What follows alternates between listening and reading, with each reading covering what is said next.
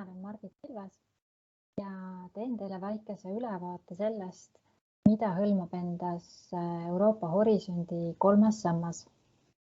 Euroopa Horisondi 3. sambasse kuulub 3 suuremat osa. Euroopa Innovatsiooni Nõukogu, Euroopa Innovatsiooni ja Tehnoloogia Instituut ja Euroopa innovaatilised ökosüsteemid. Kogu selle 3. samba eesmärk on aidata kaasa innovatsiooni toetava keskkonna loomisele ja innovaatiliste ettevõtete tekkimisele ja kasvule. Ja käime siis kõik need 3 suuremat osa ükshaaval läbi. Kõigepealt siis Euroopa Innovatsiooni Nõukogust.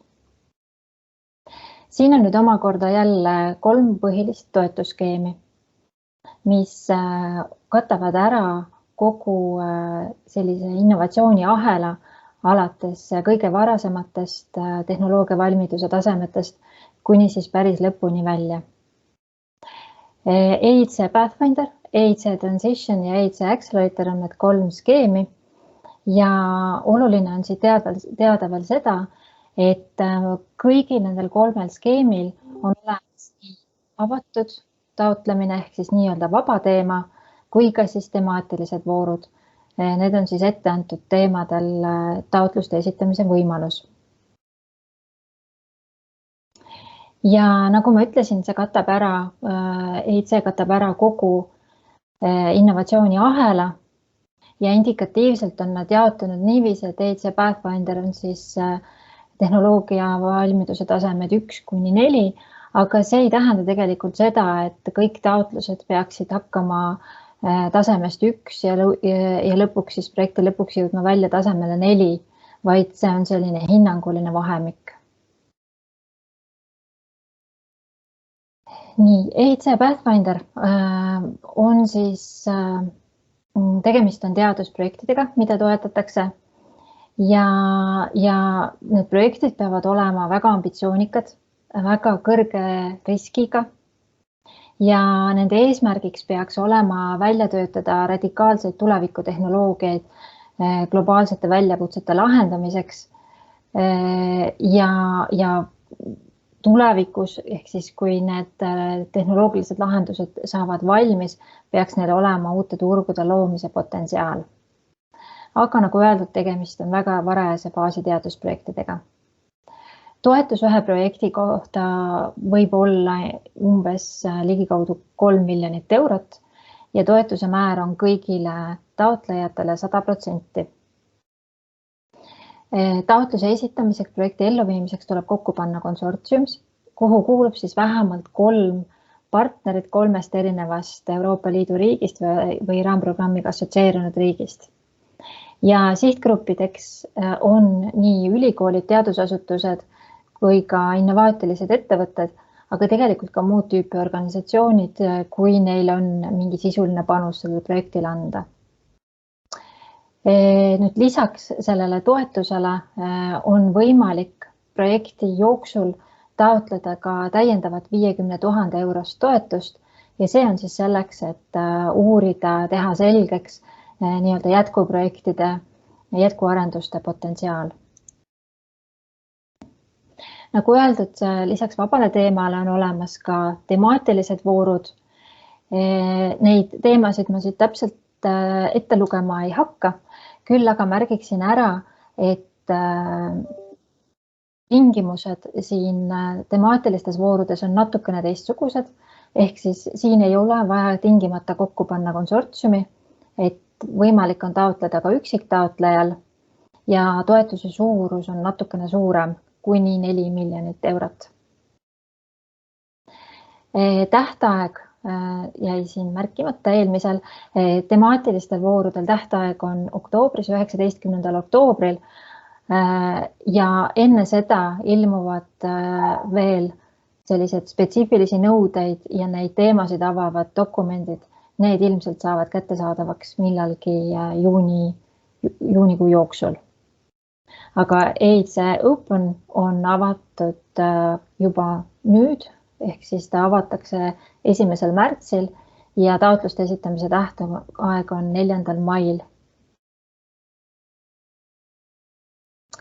Nüüd teine EIC skeem on EIC Transition ja siin on samamoodi nii open kui challenges ehk siis nii vaba teema kui ka temaatilised voorud. Ja Transitioni näol on tegemist mõnevõrra spetsiifilisema toetusskeemiga. Selle kõige olulisem märksõna on see, et toetatakse varasemate Horisont 2020 ja Euroopa Horisont projektide tulemite edasiarendamist ja mitte siis igasuguste projektide, vaid FET, Pathfinder ja ERC Proof of Concept projektide edasiarendamist järgmistele tasemetele. Oluline on teada seda, et taotlejaks ei pea tingimata olema selle varasema projekti elluviija, partner või koordinaator. Võib-olla, aga ei pruugi. Küll aga tuleb kasutada siis nende projektide andmeid või muid tulemeid ja see kasutamine tuleb siis loomulikult kokku leppida juba enne taotluse esitamist.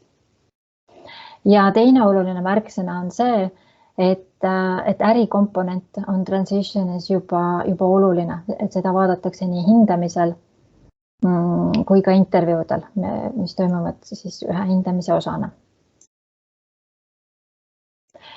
EIC Transition, nii avatud kui ka temaatilised voorud on taotluse esitamiseks, taotlust on võimalik esitada nii üksiktaotlejatel kui ka konsortsiumidel ja konsortsiumi suurusele on pandud piirang kuni 5 liiget. Ja tegemist taotlejate näol võib olla tegemist siis jällegi erineva profiiliga organisatsioonidega, nii teaduspartnerid kui ka ettevõtluspartnerid. Tegemist on teadusprojektiga, siis toetuse määr on kõigile 100% ja toetuse suurus võib olla kuni 2,5 miljonit eurot projekti kohta. Ning taas võimalus on taotleda ka täiendavat 50 000 eurost toetust, mis on siis jällegi selleks, et hinnata edasise arenduse potentsiaali. EIC Transitionis on sellel aastal 2 taotlusvooru, 4. mail ja 28. septembril ja sinna võib siis esitada nii avatud teema taotlusi kui ka temaatilisi taotlusi. Sellel slaidil ma võtsin kokku siis need kuupäevad, millal on Pathfinderi ja Transitioni taotlusvoorude avanemine ja millal on tähtajad. Nüüd kolmas EIC skeem on EIC Accelerator ja tegemist on siis selgelt ettevõtetele suunatud toetusskeemiga. Ehk siis siin saavad toetust taotleda üksikettevõtted selleks, et viia ellu oma väga kõrge riski ja olulise mõjuga teaduspõhiseid või tehnoloogiliselt läbimurdelisi innovatsiooniprojekte. Oluline on see, et sellel arendusel oleks potentsiaal luua uusi turge või muuta olemasolevaid. Olulised märksõnad on skaleeritavus, sotsiaalne mõju, ühiskonna probleemide lahendamine ja pakutakse siis kõikidele projektide elluviijatele ka sellist nii-öelda pehmet tuge, nõustamist, võrgustikku, kontakte ja nii edasi. EIC Acceleratori rahastus koosneb 2 osast, võib koosneda 2 osast. Üks on siis toetus, mis on kuni 2,5 miljonit eurot. Toetuse määr on 70%. Ja teine on siis investeering, mis võib olla siis investeering omakapitali või ka laen, sõltuvalt konkreetsest olukorrast. Ja see on siis reeglina kuni 15 miljonit eurot projekti kohta, aga kui on eriti strateegiline huvi Euroopa Liidul, siis see investeeringu komponent võib olla ka suurem. Need 2 komponenti, siis toetus ja investeering, selle taotlemisel on erinevad võimalused. Üks võimalus on minna taotleda kohe kombinatsiooni toetusest ja investeeringust. Teine võimalus on taotleda kas toetust esimesena ja hiljem siis taotleda juurde seda investeeringu komponenti või siis taotleda ainult toetust või ainult investeeringut.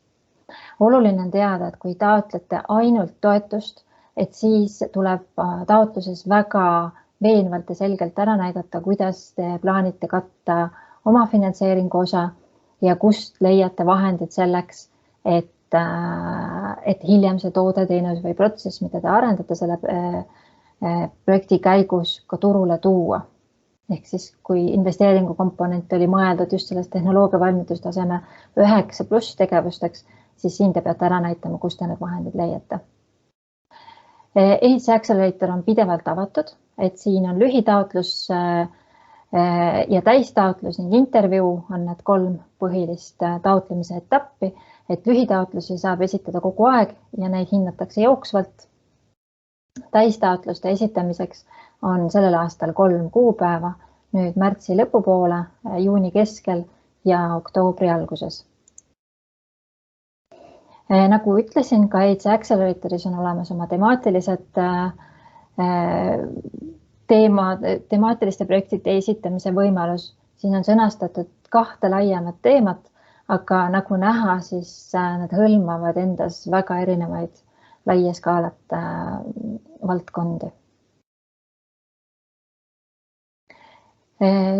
Täiendavat infot leiate EITSE veebilehelt. 22. veebruaril toimus EITSE infopäev, mille salvestust on võimalik järgi vaadata ja sügisel toimus ka eestikeelne EITSE Accelerator seminar, mille materjale teil on võimalik vaadata ja alla laadida. Nüüd järgmisena räägin mõne sõnaga Euroopa Innovatsiooni ja Tehnoloogia Instituudist. Euroopa Innovatsiooni Tehnoloogia Instituut ehk EIT lühidalt on siis selline asutus, mis on loodud selleks, et edendada, integreerida kõige kõrgemal tasemel kõrgharidust, teadustegevust ja innovatsiooni. Selleks, et panustada kestlikku majanduskasvu, tõsta Euroopa ettevõtete konkurentsivõimet ja innovatsioonisuutlikkust. Ja loomulikult jälle oluline märksõna on ühiskondlike probleemide lahendamine. EIT ei tee ise neid tegevusi selleks, et neid eesmärke saavutada, vaid EIT kuulutab välja innovatsioonikogukondade ehk siis lühidalt KIK-ide konkursid, kes siis omakorda teevad tegevusi, et nimetatud eesmärke saavutada. KIK-ide näol on tegemist pikaajaliste partnerlustega, kus tulevad siis kokku eelkõige teadusasutused, kõrgkoolid, ettevõtted, aga ka muud tüüpi organisatsioonid, kui see vastava KIK-i mõttes on asjakohane. Ja nende tegevused laias laastus on jagatud sellistesse gruppidesse, et toetatakse uute ettevõtete tekkimist, tehakse erinevaid taotlusvoore startupidele, toetatakse uute toodete teenuste arendamist ja ütleme sellise innovatsiooni tugistruktuuri või mõtteviisi loomist. Muuhulgas näiteks luuakse uusi õppekavasid ja täiendõppeprogramme.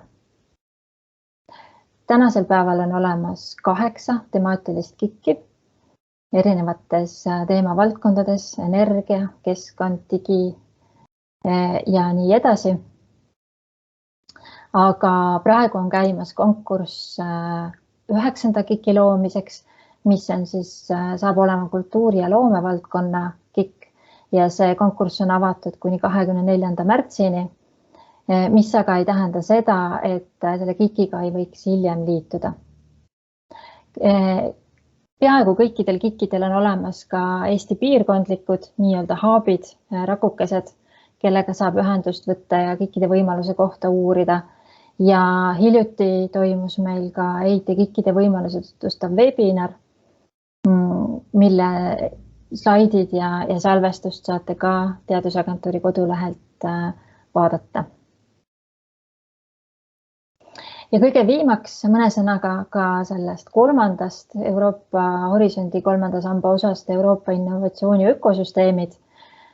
Tegemist on siis kõige väiksema osaga sellest ja lühidalt siis EIE eesmärgid on igasuguste koostöövõrgustike ja keskkonna loomine selleks, et innovatsioon saaks Euroopas edeneda. Ja EIE tegevused on jaotatud jällegi 3 rühma, Connect, Scale Up ja Innovative SMEs, millest see 3.